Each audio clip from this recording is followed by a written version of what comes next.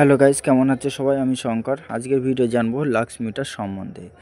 Lux meter দিয়ে কি হয়, এরপর জানবো লাক্স লেভেল কিভাবে চেক করতে হয়, তারপর জানবো লাক্স লেভেল এলাকার জন্য স্ট্যান্ডার্ড পার্থক্য কী কী। প্রথমত জানবো লাক্স মিটার দিয়ে কি হয়। এটা এমন একটা ইউনিট যার সাহায্যে লাইট ব্রাইটনেস কত দিচ্ছে সেটা চেক করা হয়, সেটাকেই লাক্স বলা হয়। আর দ্বিতীয় জানবো লাক্স লেভেল কিভাবে চেক করতে হয়। লাক্স লেভেল চেক করতে গেলে আমরা ব্যবহার করব লাক্স মিটার, যেটা ফটোতে দেখতে পাচ্ছেন।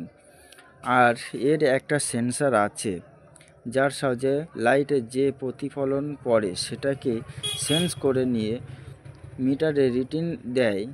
এভাবেই লাক্স লেভেল চেক করতে হয়। আর তৃতীয় জানবো লাক্স লেভেল এলাকার জন্য স্ট্যান্ডার্ড পার্থক্য কী কী। প্রথমত, ক্লিয়ার ডে আউটডোরের জন্য 10,000 লাক্স দরকার, ক্লিয়ার ডে ইনডোরের জন্য 1,000 লাক্স দরকার।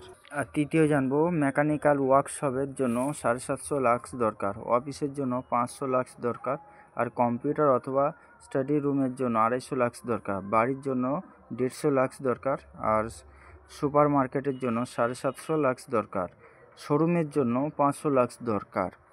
তো এইভাবেই আমরা লাক্স মিটার চেক করতে পারবো।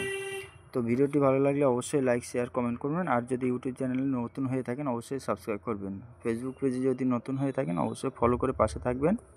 দেখা হচ্ছে পরবর্তী ভিডিওতে। তত সময় ভালো থাকবেন। নমস্কার।